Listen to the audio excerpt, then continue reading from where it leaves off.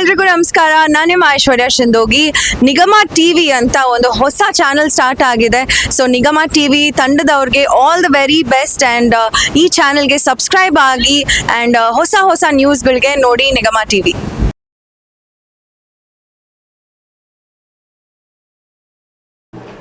ನಿಗಮ ಟಿವಿಯ ಎಲ್ಲ ವೀಕ್ಷಕರಿಗೆ ವಂದನೆಗಳು. ಸಾರಿಗೆ ಸಂಸ್ಥೆಯು ಆರ್ಥಿಕವಾಗಿ ತೊಂದರೆಯಲ್ಲಿದೆ ಎನ್ನುವ ನೆಪ ಇಟ್ಟುಕೊಂಡು ಅಗತ್ಯ ಸಂಖ್ಯೆಯ ಬಸ್ಸುಗಳು ಒದಗಿಸೋದ್ರ ವಿಚಾರದಲ್ಲಿ ನೌಕರರಿಗೆ ಅವರು ನ್ಯಾಯವಾಗಿ ಕೊಡಬೇಕಾದಂಥ ಸಂಬಳ ಸವಲತ್ತುಗಳ ವಿಚಾರದಲ್ಲಿ ಪ್ರತಿ ದಿವಸನೂ ಒಂದು ರೀತಿಯ ಜಿಪ್ಪುಡುತನ ತೋರಿಸ್ತಾ ಇರೋದಿದೆ. ಆದರೆ ಕರ್ನಾಟಕ ಸರ್ಕಾರ ಏನು ಚುನಾವಣೆ ಸಂದರ್ಭದಲ್ಲಿ ಶಕ್ತಿ ಯೋಜನೆಯ ಹಣ ಮರುಪಾವತಿ ಮಾಡ್ತೇವೆ ಅಂತ ಹೇಳಿದ್ರು, ಅದನ್ನು ಪೂರ್ಣ ಪ್ರಮಾಣದಲ್ಲಿ ಮಾಡದೆ ಆ ಬಾಕಿಯನ್ನ ಉಳಿಸ್ಕೊಂಡಿರುವ ಹಿನ್ನೆಲೆಯಲ್ಲಿ ಇವತ್ತು ಆರ್ಥಿಕ ದುಸ್ಥಿತಿ ಉಂಟಾಗಿದೆ. ಅವರೇ ಕೊಟ್ಟ ಒಂದು ಲೆಕ್ಕದ ಪ್ರಕಾರ ಶಕ್ತಿ ಯೋಜನೆಯ ದುಡ್ಡು ಬಾಬ್ತು ಸುಮಾರು 74% ಮಾತ್ರ ಕೊಟ್ಟಿದ್ದಾರೆ.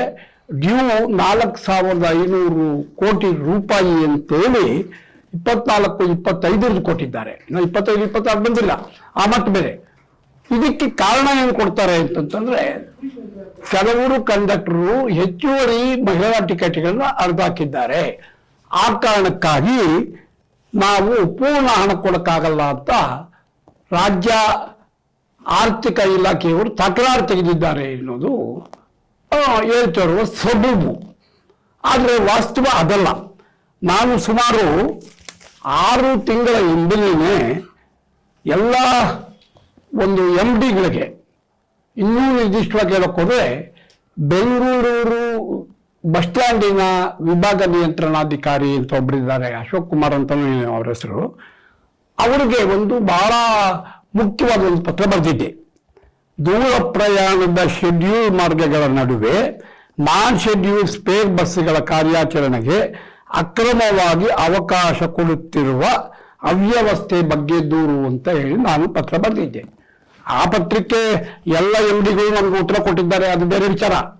ಆದರೆ ಪ್ರಶ್ನೆ ಏನು ಅಂತಂದ್ರೆ, ಎಲ್ಲ MDಗೂ ಕೊಟ್ಟು ಉತ್ತರದಲ್ಲೂ ನಮ್ಮ ದೂರಿನಲ್ಲೂ ಏನಿದೆ ಅಂತಂತಂದ್ರೆ, ಅನಗತ್ಯವಾಗಿ ಉದಾಹರಣೆಗೆ 500-600 ಕಿಲೋಮೀಟರ್ ದೂರದಲ್ಲಿ ಆ NEKRTCಯ NWKRTCಯ ಡಿಪೋಗಳೇನಿದೆ, ಅಲ್ಲಿ ಒಂದು ವಾಸ್ತವವಾಗಿ ರೂಟ್ ಶೆಡ್ಯೂಲ್ ಬಸ್ ಏನು ಬರುತ್ತೆ ನೈಟ್ ಸರ್ವಿಸ್ಗಳು, ಅದಕ್ಕೆ ಪ್ಯಾರಲ್ ಆಗಿ ಹಿಂದೆ ಮುಂದೆ 1-2-3 ಬಸ್ಸುಗಳನ್ನ ಪ್ರತಿ ದಿವಸ, ವೀಕೆಂಡ್ನಲ್ಲಿ ಇನ್ನೂ ಜಾಸ್ತಿನೇ ಬಸ್ಸುಗಳನ್ನ ಸ್ಪೇರ್ ಬಸ್ ಅಂತ ಕಳಿಸೋದು. ಅವು ಸುಮಾರು 500 ಕಿಲೋಮೀಟರ್ ಇಡೀ ರಾತ್ರಿ ಎಲ್ಲ ಬರುತ್ತವೆ, ಮತ್ತು ಇನ್ನು 2ನೇ ದಿವಸ ರಾತ್ರಿ ಎಲ್ಲ 500 ಕಿಲೋಮೀಟರ್ ಹೋಗುತ್ತವೆ. ವಾಸ್ತವವಾಗಿ ವೀಕೆಂಡ್ನಲ್ಲಿ ಸ್ವಲ್ಪ ಇದಾಗ್ಬೋದು. ಆರ್ಡಿನರಿ ಡೇಗಳಲ್ಲಿ ಕಂಪ್ಲೀಟ್ ಇಲ್ಲಿಂದ ಅಲ್ಲಿವರೆಗೂ ಖಾಲಿ ಬಸ್ಸೇ ಹೋಗುತ್ತೆ, ಖಾಲಿ ಬಸ್ಸೇ ಬರುತ್ತೆ. ಯಾಕೆ ಹಂಗೆ ಮಾಡ್ತಾರೆ ಅವರು ಅಂತಂತಂದ್ರೆ, ಅಲ್ಲಿ ಹಳ್ಳಿಗಳಿಗೆ, ಆ ಸ್ಕೂಲ್ಗಳಿಗೆ ಇತ್ಯಾದಿ ಸಿ ಶೆಡ್ಯೂಲಿನ ಬಸ್ಗಳು ಓಡಿಸ್ಬೇಕು, ಅಲ್ಲಿ ನಷ್ಟ ಆಗುತ್ತೆ ಅನ್ನೋದು ಅವ್ರದ್ದು ಇದು. ಅದನ್ನ ಲಾಭ ಮಾಡೋಕ್ಕೆ ಅಥವಾ ಆ ಕಿಲೋಮೀಟರ್ ಓಡಿಸಿದ್ದೀವಿ ಅಂತ ಅಡ್ಜಸ್ಟ್ ಮಾಡೋದಕ್ಕಾಗಿ ಅವರು ಒಬ್ಬ ಡ್ರೈವರ್ ಕಂಡಕ್ಟರ್ ಒಂದು ಬಸ್ಸನ್ನು ಹಾಕಿ ಬೆಂಗಳೂರು ಕಳಿಸ್ತಾರೆ. ಇಲ್ಲಿ ಆಕ್ಚುಲ್ ಶೆಡ್ಯೂಲ್ ಬಸ್ ಏನಿರುತ್ತೆ, ಆ ಬಸ್ಸಿನ ಹಿಂದೆ ಅಥವಾ ಮುಂದೆ ಇಡೀ ರಾತ್ರಿ ಆ ಬಸ್ಸುಗಳು ಓಡ್ತಾ ಇರೋ ಹಿನ್ನೆಲೆಯಲ್ಲಿ ಪ್ರಯಾಣಿಕರು ಹೆಚ್ಚಾಗಲ್ಲ, ಅಥವಾ ಹೆಚ್ಚು ಆಗಿದ್ದಾಗೆ ಲೆಕ್ಕ ತೋರಿಸ್ಬೇಕಾದ ಅಗತ್ಯ ಬರುತ್ತೆ. ಉದಾಹರಣೆಗೆ ಬೆಂಗಳೂರಿನಿಂದ ತುಮಕೂರುವರೆಗೂ ಬರೀ ಒಂದು 10 ಜನ ಗಾಡಿನಲ್ಲಿ ಇರ್ತಾರೆ ಅಂತ ಇಟ್ಕೊಳ್ಳಿ. ತುಮಕೂರುವರೆಗೂ ಹೋದ್ಮೇಲೆ ತುಮಕೂರು ಎಲ್ಲ ಸೇಫ್ಟಿ ಆಯಿತು ಅಂತಂದ್ರೆ, ಬೆಂಗಳೂರಿನಿಂದ ತುಮಕೂರು ಇನ್ನೊಂದು 30 ಟಿಕೆಟ್ ಅದನ್ನ ಅರ್ಧ ಹಾಕೋದು. 60 ಜನ ಒಟ್ಟು ತುಮಕೂರುವರೆಗೂ ಬಂದರು ಅನ್ನೋಗೆ. ಹಾಗೆ ಪ್ರತಿ ಮಾಡಿಸ್ಕೊಂಡು ಒಟ್ಟಾರೆ 40-50 ಸಾವಿರ ಕಲೆಕ್ಷನ್ ಆಯಿತು ಅನ್ನೋಗೆ ಡಿಪೋಗಳಲ್ಲಿ ತೋರಿಸೋದು. ಕಲೆಕ್ಷನ್ ತೋರಿಸೋದಾಯಿತು, ಕಿಲೋಮೀಟರ್ ತೋರಿಸೋದಾಯಿತು. ಇದೆಲ್ಲ ಮ್ಯಾನಿಪುಲೇಷನ್. ಹೀಗೆ ಮಾಡಬೇಡಿ, ಇದರಿಂದ ಏನು ಪ್ರಯೋಜನ ಆಗಲ್ಲ ಅಂತೀಗ ನಾವು ಹೇಳಿದ್ವಿ. ಎಲ್ಲಾನು ನಮ್ಗೆ ಉತ್ತರ ಮಾಡಿದ್ದಾರೆ, ಅದನ್ನೆಲ್ಲ ಅವಾಯ್ಡ್ ಮಾಡ್ತೀವಿ ಅದು ಇದು ಅಂತಂದ್ಬಿಟ್ಟು. ಹಾಗಾಗಿ ಈ ವಿಚಾರ ಸರ್ಕಾರಕ್ಕೂ ಗೊತ್ತಾಗಿ ಅವರು ಆಕ್ಷೇಪಣೆ ಮಾಡಿದ ಸಂದರ್ಭದಲ್ಲಿ ಮತ್ತು ಶಕ್ತಿ ಯೋಜನೆ ದುಡ್ಡು ರಿಯಂಬರ್ಸ್ಮೆಂಟ್ ಮಾಡುವಾಗ ಏನು 100 ರೂಪಾಯಿ ಕೊಡೋ ಕಡೆ 60 ರೂಪಾಯಿ 70 ರೂಪಾಯಿ ಮಾತ್ರ ಅವ್ರು ಕೊಡೋಕೆ ಶುರು ಮಾಡಿದ್ಮೇಲೆ ನಷ್ಟ ಆಗುತ್ತಿದ್ದು ಅಧಿಕಾರಿಗಳಿಂದ ಅಲ್ಲ, ಬರೀ ಕಂಡಕ್ಟರ್ ಡ್ರೈವರ್ಗಳಿಂದ ತೋರಿಸ್ಕೊಳ್ಳೋಕೆ ಆ ಕಂಡಕ್ಟರ್ ಡ್ರೈವರ್ಗಳ ವಿರುದ್ಧ ನೀವು ಒಂದು ಟಿಕೆಟು ಹೆಚ್ಚಿಗೆ ಹರಿದಿದ್ದೀರಿ ಅಂದರೆ ಉದಾಹರಣೆಗೆ ಎಲ್ಲ ಒಂದು ಕಡೆ ಚೆಕ್ ಮಾಡ್ತಾರೆ. ಚೆಕ್ ಮಾಡಿದಾಗ 30 ಟಿಕೆಟ್ ಇವ್ರದ್ದು ಖರ್ಚಾಗಿರುತ್ತೆ. ಗಾಡಿಯಲ್ಲಿ ಇಳಿಸ್ತಾರೆ 26 ಜನ ಇದ್ದಾರೆ. ಅದ್ರ 4 ಟಿಕೆಟ್ ಯಾಕಂದ್ರೆ ನೀನು ಒಂದು ಮೆಮೊ ಕೊಡ್ತಾರೆ. ಅಷ್ಟೇ ಕಾರಣಕ್ಕೆ ಅವ್ರು ಸಸ್ಪೆನ್ಷನ್ ಮಾಡ್ತಾರೆ, ಅವ್ರನ್ನ ಆಕ್ಷನ್ ಮಾಡ್ತಾರೆ. ಅನಿಷ್ಟಕ್ಕೆಲ್ಲ ಶನೇಶ್ವರ ಗುರಿ ಅಂದ್ಬಿಟ್ಟು ಅವ್ರಿಗೆ ಶಿಕ್ಷೆಯನ್ನು ಕೊಡೋದು, ಅಧಿಕಾರಿಗಳು ಹೀಗೆ ಮ್ಯಾನಿಪುಲೇಟ್ ಮಾಡೋದು. ಈ ಥರ ಮಾಡಿ ಮಾಡಿ ಮಾಡಿ ಮಾಡಿ ಇವತ್ತು ಸರ್ಕಾರ ಕಳೆದ ಸಾಲಿಂದ ಹೇಳಿದ್ನಲ್ಲ 24-25 ಸಾಲಿನಲ್ಲಿ 4,573.72 ಕೋಟಿ ರೂಪಾಯಿಯಷ್ಟು ನಮಗೆ ಕೊಡಬೇಕಾದ ಬ್ಯಾಲೆನ್ಸ್ ಇತ್ತು. ಈಗ ಸುಮಾರು 7,000 ಕೋಟಿ ರೂಪಾಯಿ ಸರ್ಕಾರ ಕೊಡಬೇಕಾಗಿದ್ದ ಬ್ಯಾಲೆನ್ಸ್ ಇದೆ. ಅಂದ್ರೆ ಅರ್ಥ ಏನು? ನಾನು ಇವತ್ತು ಹೊಸ ಮಂತ್ರಿಗಳು ಹೇಳೋದು ಅಷ್ಟೇ, ಇವತ್ತು ನಾನು ದುಡ್ಡು ಹೇಳೋದು ಅಷ್ಟೇ.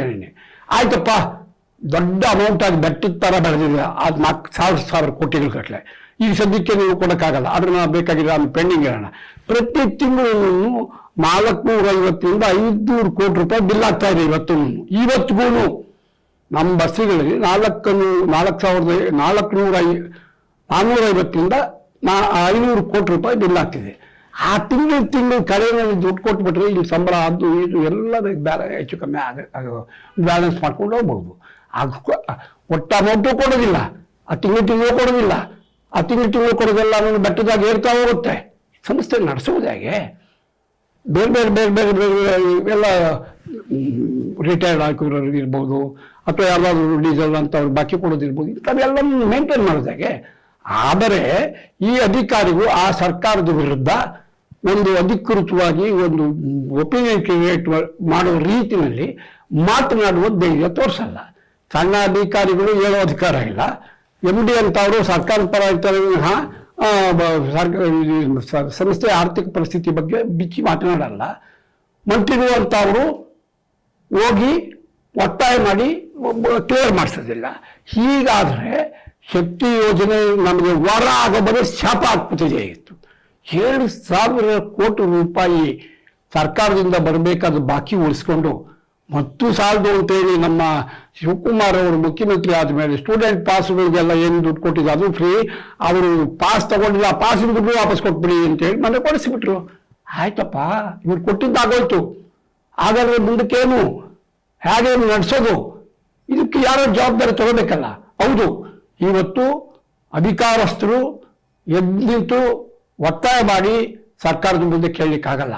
ಆದರೆ ಈ ಟ್ರೇಡ್ ಯೂನಿಯನ್ನವ್ರಿಗೆ ಏನಾಗಿದೆ ರೀ ರೋಗ, ನಾನು ಹೇಳಿದ್ನಲ್ಲ, ಅವ್ರಿಗೆ ಜವಾಬ್ದಾರಿ ಇದ್ದಿದ್ರೆ ಸರ್ಕಾರದ ಮ್ಯಾನೇಜ್ಮೆಂಟಿನ ಅಥವಾ ಪ್ರಯಾಣಿಕರು ನಮ್ಮ ನೌಕರರ ಮೇಲೆ ಹಲ್ಲೆ ಮಾಡಿದ ಸಂದರ್ಭದಲ್ಲಿ ಜವಾಬ್ದಾರಿ ತಗೊಂಡು ಸರ್ಕಾರಿ ನೌಕರರ ಕೆಲಸಕ್ಕೆ ಅಡ್ಡಿ ಮಾಡಿದ ಆರೋಪ ಹೊರಿಸಿ ಹಲ್ಲೆ ಮಾಡಿದ ಸಂದರ್ಭದಲ್ಲಿ T-0 ಕೇಸ್ ಹಾಕಿ 4 ಜನರನ್ನ ಕಂಬಿಯಿಂದ ಕಳ್ಸೋಕ್ಕೆ ಶಕ್ತ ಆಗಿದ್ದಿದ್ರೆ ಈ ರೀತಿ ಹಲ್ಲೆ ಪ್ರಯತ್ನಗಳೆಲ್ಲ ಆಗ್ತಿರಲಿಲ್ಲ.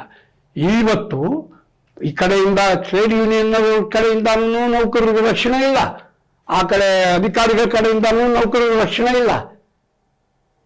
ಬೈ ತುಂಬ ದುಡಿದು ಒದಗಿಸ್ಕೊಂಡು ಸಂಬಳವನ್ನು ಕಡಿಮೆ ಕೊಟ್ಕೊಂಡು ಈ ಹಿಂಸೆ ಬೀಳುವಂತಹ ಪರಿಸ್ಥಿತಿ ಬಂದಿದೆ. ಅದಕ್ಕಾಗಿ ನಾವೇ ಹೇಳೋದೇನು ಅಂತಂದರೆ, ಏನು ನಮ್ಮಲ್ಲಿ ಸಾರಿಗೆ ಸಂಸ್ಥೆಯಲ್ಲಿ ಇವಾಗ ಡಜನ್ ಗಟ್ಟಲೆ ಕಾರ್ಮಿಕ ಸಂಘಗಳಿದೆ. ಆ ಸಂಘಗಳ ಮುಖ್ಯಸ್ಥರು ಸ್ವಲ್ಪ ಸ್ವತಂತ್ರವಾಗಿ ಆಲೋಚನೆ ಮಾಡಿ, ಆ ಏನು ಅಧಿಕಾರಿಗಳು ಸೂಪರ್ವೈಸರಿ ಕ್ಯಾಟಗರಿ ಇತ್ಯಾದಿ 1 ಲಕ್ಷ ಅಷ್ಟು ಡ್ರೈವರ್ ಕಂಡಕ್ಟರ್ ಅಂತ ನೌಕರರ ಮೇಲೆ ಏನು ಮೂಗ್ದಾರ ಹಾಕಿ ಹಿಡಿದಿದ್ದಾರೋ ಅದೇ ರೀತಿ ಸುಮಾರು 10,000ದಷ್ಟು ಇರುವಂಥ ಅಧಿಕಾರಿಗಳು ಸೂಪರ್ವೈಸರಿ ಕ್ಯಾಟಗರಿ, ಸೆಕ್ಯೂರಿಟಿ ಕ್ಯಾಟಗರಿ ಅಂತ ಅವ್ರ ಮೇಲೂ ಮೂಗ್ದಾರ ಹಾಕಿ ಲಗಾಮ್ ಹಾಕಿ ಇಳಿಯುವಂತಹ ಶಕ್ತಿ ಬುದ್ಧಿ ಬೆಳೆಸ್ಕೋಬೇಕು ಅಂತೇಳಿ ಈ ಸಂದರ್ಭದಲ್ಲಿ ನಾನು ಒತ್ತಾಯಿಸ್ತೇನೆ. ನಮಸ್ಕಾರ.